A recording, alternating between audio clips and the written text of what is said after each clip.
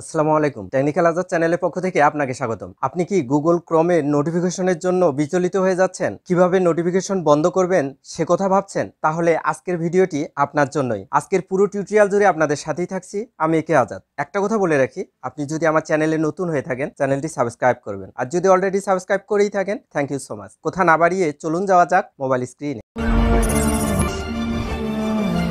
আপনার ফোনে যদি গুগল ক্রোম ব্রাউজার থেকে ঘন ঘন নোটিফিকেশন আসে এবং অশালীন বা 18+ কোনো ভিডিও আপনার নোটিফিকেশন হিসাবে আসে, তাহলে যেভাবে বন্ধ করবেন গুগল ক্রোম ব্রাউজার থেকে তা এখন দেখিয়ে দিচ্ছি। এজন্য সোজা গুগল ক্রোম ব্রাউজারে গিয়ে এই ব্রাউজারটাকে ওপেন করে নিতে হবে। আমি ক্লিক করে গুগল ক্রোম ব্রাউজারটাকে ওপেন করে নিচ্ছি। নেওয়ার পরে এরকম একটি ইন্টারফেস আমার সামনে চলে এসেছে। সোজা ডান দিকে উপরে কর্নারে লক্ষ্য করুন 3 ডট নামে একটি অপশন রয়েছে, এখানে ক্লিক করে দিতে হবে পরবর্তী স্টেপে যাওয়ার জন্য। আমি 3 ডট অপশনে ক্লিক করে দিচ্ছি।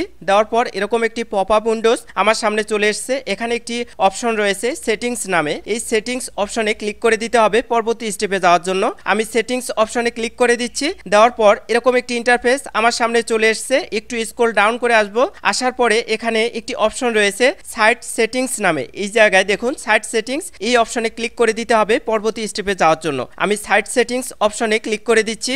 দেওয়ার পরে এরকম একটি ইন্টারফেস আমার সামনে চলে এসেছে। একটু স্ক্রল ডাউন করে আসবো। এসে নোটিফিকেশনস নামে একটি অপশন রয়েছে, আমাকে সর্বপ্রথম নোটিফিকেশনস বন্ধ করতে হবে। এখানে লক্ষ্য করুন নোটিফিকেশনস নামে একটি অপশন রয়েছে, এখানে ক্লিক করে দিতে হবে পরবর্তী স্টেপে যাওয়ার জন্য। আমি নোটিফিকেশনস অপশনে ক্লিক করে দিচ্ছি। দেওয়ার পরে এরকম একটি ইন্টারফেস আমার সামনে চলে এসেছে। এখানে নোটিফিকেশনস অন অবস্থায় রয়েছে, দেখুন ডান দিকে রয়েছে। এটা অফ করার জন্য এই যে বলের মতো আইকনটা দেখতে পাচ্ছেন, এটা ধরে বাম প্রান্তে ছেড়ে দিতে হবে। আমি বলের মতো আইকনটাকে বাম প্রান্তে ছেড়ে দিলাম, নোটিফিকেশনস অফ হয়ে গেছে। এখন আবার পূর্বের ন্যায় আমরা আগের অবস্থানে চলে আসলাম। এসে একটু স্ক্রল ডাউন করব অন্যান্য সেটিংস গুলো বন্ধ করার জন্য। দেখুন এই জায়গায় আরেকটা অপশন আমাদের রয়েছে, এটাও অফ করে দিতে হবে। পপ আপ অ্যান্ড রিডাইরেক্টস নামে একটি অপশন রয়েছে, এটাও আমরা অফ করে দেব। দেখুন আমি পপ আপ অ্যান্ড রিডাইরেক্টস অপশনের উপর ক্লিক করে নিচ্ছি। নেওয়ার পরে এরকম একটি ইন্টারফেস আমার সামনে চলে এসেছে। এই পপ আপ অ্যান্ড রিডাইরেক্টস অপশনটি অন অবস্থায় রয়েছে, এটা পূর্বের ন্যায় অফ করে দেব, অর্থাৎ বলের মতো আইকনটা ধরে বাম প্রান্তে ছেড়ে দেব, তাহলেই এটা অফ হয়ে যাবে। এখন আবার ব্যাক করব পূর্বের অবস্থানে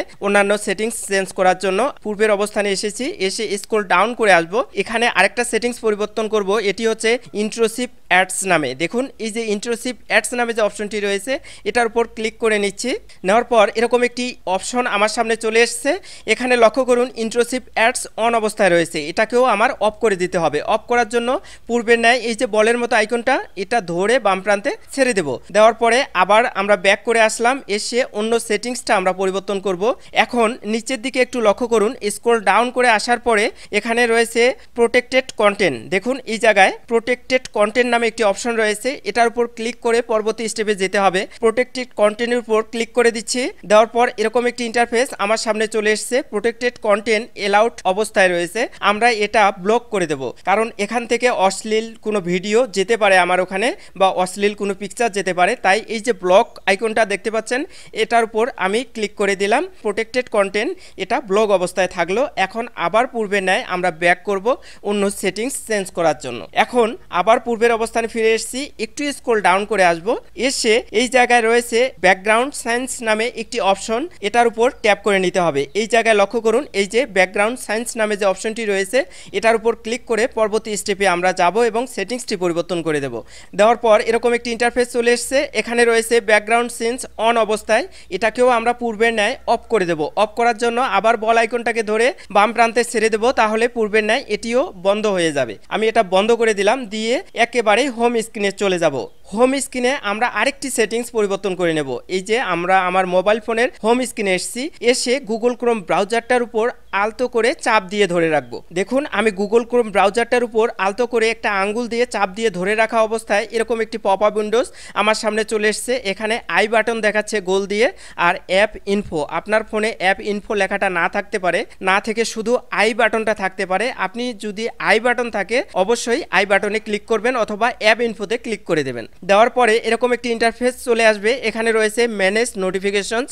আপনার ক্ষেত্রে শুধু নোটিফিকেশনস থাকতে পারে, নোটিফিকেশনস থাক অথবা ম্যানেজ নোটিফিকেশন থাক, একটার উপর ক্লিক করে নেবেন। নেওয়ার পরে এরকম একটি ইন্টারফেস চলে আসবে। এখানে লক্ষ্য করবেন এলাউ নোটিফিকেশনস রয়েছে, এটাকে অফ করে দিতে হবে। এটা বন্ধ করার জন্য জন্য এই যে নোটিফিকেশনটা বন্ধ করার জন্য এই আইকনটা ধরে বাম প্রান্তে ছেড়ে দিচ্ছি, বলের মতো আইকনটা বাম প্রান্তে ছেড়ে দিলাম। দেওয়ার সঙ্গে সঙ্গে আমার নোটিফিকেশন বন্ধ হয়ে গেছে। এখন আমি ব্যাক করে আসব। এভাবে যদি আপনি গুগল ক্রোম ব্রাউজারে সুন্দরভাবে সেটিংসটা ঠিক করে নেন, তাহলে কখনোই আর অশালীন কোনো অ্যাড বা ঘন ঘন কোনো নোটিফিকেশন আপনার মোবাইল ফোনে ক্রোম ব্রাউজার থেকে অন্তত আসবে না।